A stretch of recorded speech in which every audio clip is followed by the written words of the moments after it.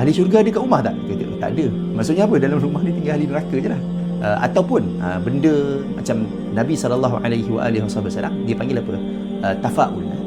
Tafa'ul ni maksudnya Nabi suka dengan benda-benda yang bernama baik. Contohlah Nabi tanya kepada sahabat-sahabat, apa nama jalan ni?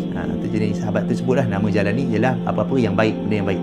Atau Nabi kata, kita suka guna jalan ni sebab nama dia pun baik. Jadi itu namanya tafa'ul. Maksud apa tafa'ul?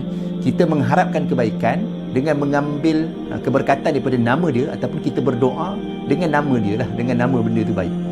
Contohlah macam, sebab itulah kita tidak digalakkan juga memberi nama manusia, nama anak-anak ni dengan nama-nama yang terlampau baik.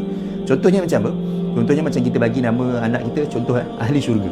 Ahli syurga. Sebab apa tak digalakkan? Sebab kalau ada orang tanya lah, contoh dia tanya, ahli syurga ada kat rumah tak? Dia kata, tak ada. Maksudnya apa? Dalam rumah ni tinggal ahli neraka je lah. Macam tu. Sebab tu tak digalakkan bagi nama anak yang terlalu baik. Sebab apa?